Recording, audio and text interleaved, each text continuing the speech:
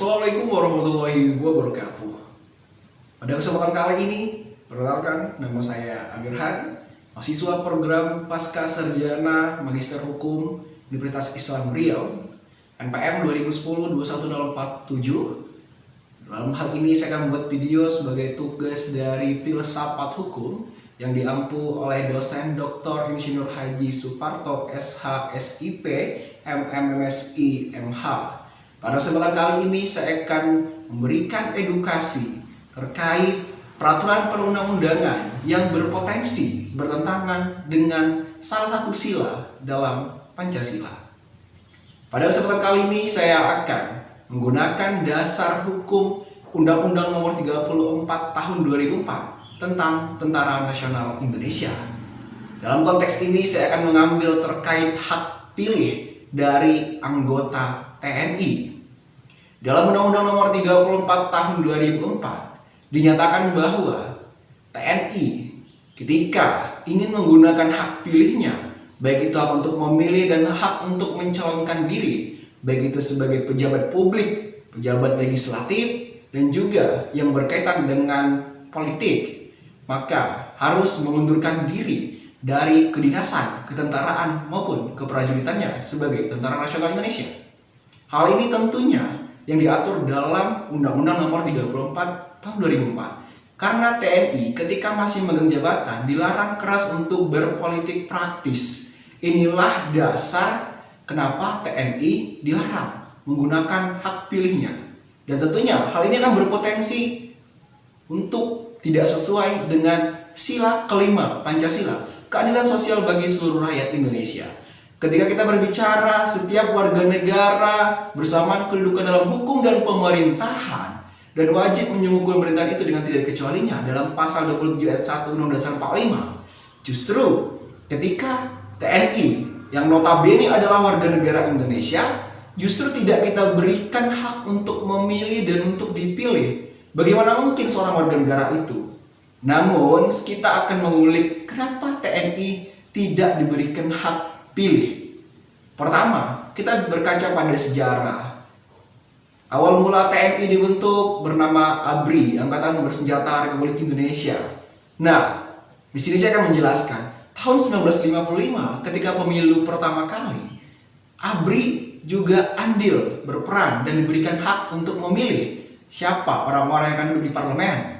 Kemudian juga di pemilu setelah 1957 masih juga ABRI diberikan hak. Kemudian juga ketika masa Orde Baru, ABRI justru diperkuat dengan diberikannya dui fungsi ABRI saat itu, baik itu mengenai sosial maupun politik. Artinya jabatan-jabatan pemerintahan, parlemen itu diberikan. Untuk di parlemen ada fraksi ABRI. Namun untuk di pemerintahan, untuk calon gubernur, bupati, wali kota, itu semuanya adalah hak prerogatif dari presiden untuk mengangkat dari ABRI. Itu ada. Dan mereka diperkenankan untuk andil menduduki jabatan-jabatan sipil. Karena di fungsi ABRI diberikan guna untuk memperkuat TNI saat itu. Dan tentunya memberikan kedudukan yang sama untuk negara Indonesia sebagai warga negara. Nah, muncullah Undang-Undang Nomor 34 Tahun 2004 yang notabene ini dilarang untuk menggunakan hak pilihnya kecuali setelah mengundurkan diri dari masa dinas keprajuritan. Itu baru bisa. Namun selama masih sebagai prajurit yang aktif, maka dilarang untuk berpolitik praktis dikarenakan adanya ketakutan di masa lalu. Banyak oknum-oknum yang mempergunakan yang namanya masa jabatan untuk sebuah posisi ataupun kedudukan menggunakan politik praktis. Nah, kalau kita bicara sejarah ya, Lord Acton, sejarawan Inggris berkata bahwa ketika untuk merebut kekuasaan itu ada senjata, maka itu salah satu kendaraan politik yang luar biasa. Karena apa? Dengan senjata tersebutlah kita bisa untuk mengintimidasi lawan-lawan politik kita. Inilah kekhawatiran sebenarnya. Kekuasaan yang absolut akan mengakibatkan kesenang-senangan. Nah, kekuasaan yang menggunakan senjata juga berpotensi untuk mengambil secara paksa jabatan-jabatan politik. Itulah berkaca mengenai sejarah. Namun, kalau kita menimbang baik buruknya, Kalau TNI diberikan hak pilih, maka ini sebenarnya untuk mengakomodir hak asasi manusia, hak dasar bagi manusia untuk dipilih dan memilih. Equality before the law, persamaan hak di dalam hukum. Ketika persamaan hak di dalam hukum diberikan kepada setiap warga negara, tentunya ini akan memberikan edukasi yang baik. Apa bedanya misalnya TNI dengan ASN? ASN juga tidak boleh mencalonkan diri sebagai anggota legislatif, sebagai kepala daerah, ataupun kepala negara selama ia masih menjadi ASN aktif. Apa bedanya dengan TNI? Syarat untuk ASN untuk maju dengan mengundurkan diri dari kepegawaian sipilnya. Sama juga dengan TNI, mengundurkan diri. Namun, bedanya ASN masih diberikan hak memilih. Namun pada saat ini TNI justru tidak kedua-duanya. Memilih pun tidak, apalagi untuk dipilih. Kan ini permasalahannya. Nah, pada kesempatan kali ini saya coba untuk memberikan kuliah singkat. Bagaimana sebenarnya TNI ini juga harus kita berikan hak yang sama. Kita jangan takut akan agenda masa lalu. Banyak orang yang khawatir, kapan kita move on? Ayo kita harus bergerak ke depan. Hukum itu harus responsif dan progresif. Bagaimana melihat warga negara itu? Pada tahun 2016, Panglima TNI saat itu, Bapak Jenderal TNI Purnawirawan Gatot Nurmantio, menyatakan bahwa TNI itu kalau tidak berikan hak untuk memilih dipilih seperti orang asing di negeri sendiri. Ya, hak yang diminta itu cuma untuk memilih, ambil saja sudah cukup. Ya, mungkin dengan melepas bajunya ketika misal pemungutan suara tidak pakai baju lorengnya, ya. Tapi justru menggunakan pakaian sipil. Nah, ini kan sama dengan kita. Setelah itu mungkin bahkan kembali ke markas ataupun ke tempat mereka bertugas kembali. Kan itu sebenarnya adil, ya. Ini bicara tentang Pancasila, ya, sebagai stat fundamental norm kita, norma dasar. Keadilan sosial itu sebenarnya apa sih? Ketika kita diberikan hak pilih, maka apakah itu adil untuk mereka? Coba kita kembali berpikir. Nah, ini sebenarnya banyak problematika yang betul-betul kita harus kaji ke depan. Kira-kira hukum kita ini harus seperti apa? Kalau misalnya hingga saat ini TNI justru tidak kita berikan hak untuk dipilih memilih, lalu seperti apa? Nah, cenderung kita ini takut karena TNI punya senjata, takut semuanya nanti terjadi kudeta. TNI menyalahgunakan senjatanya untuk memerangi rakyat sipil. Ketakutan-ketakutan ini sebenarnya yang berbahaya. Padahal tidak seperti itu. TNI itu dari rakyat, oleh rakyat untuk rakyat juga kembalinya. Mereka sama, yang bedanya mereka terlatih, dipersenjatai. Namun saat pemilihan, ya sudah, mereka harus lepas itu untuk saat memilih.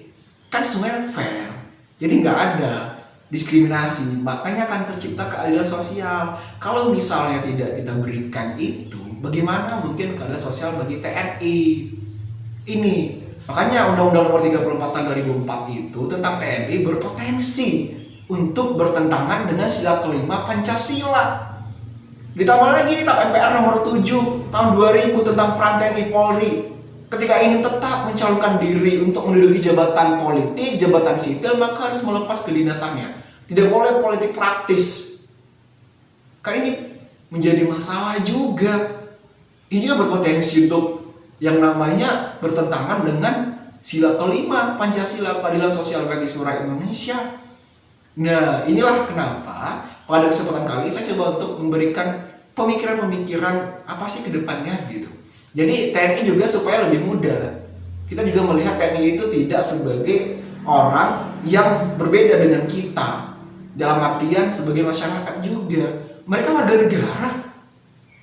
Yang dikategorikan dalam konstitusi itu kan warga negara Indonesia, sama kedudukannya. Kalau misalnya kita memilih, mereka tidak memilih, nggak sama, beda. Ini kan timbul hal yang bertentangan nanti, berpotensi, ya, bertentangan dengan Pancasila.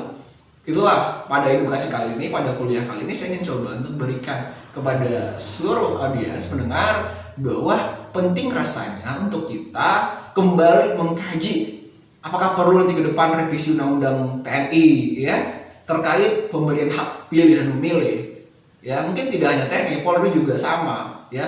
Kita perlu untuk memberikan hak kepada TNI Polri agar mereka juga bisa memberikan hal positif kepada kemajuan bangsa. Ingat, mereka itu rela mengorbankan jiwa dan raganya untuk NKRI. Tapi kenapa mereka justru tidak kita berikan hak untuk memilih? Hanya untuk memilih saja kalau misalnya kita batasi. Tapi kalau misalnya ingin memilih pun silakan, tapi Anda harus mengundurkan diri itu fair, nggak masalah. Jadi mereka sama dengan ASN. Ya, jadi sekarang ini kan terjadi perbedaan. ASN boleh memilih, tapi tidak untuk dipilih kecuali mengundurkan diri.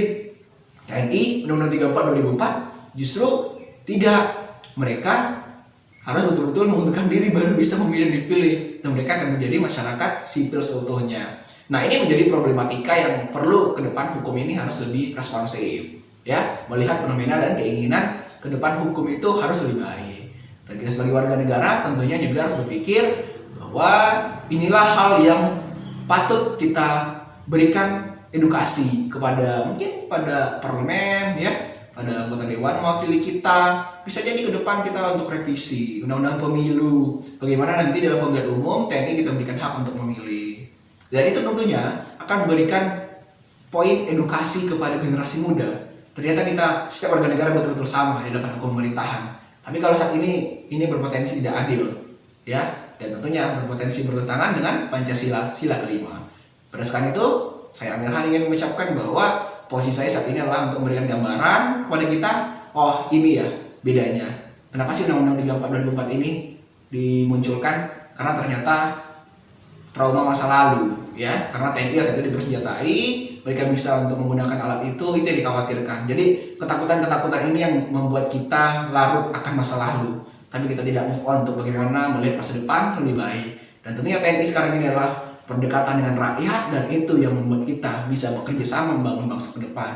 Dan ketika mereka memberikan hak pilihnya, justru Undang-Undang 34 2004 harus direvisi dulu, ya. Dan ini tugas bersama agar kita warga negara di bumi Indonesia betul-betul merasakan manfaat, ya. Bagaimana equality before the law-nya, persamaan dalam hukum betul-betul kita rasakan.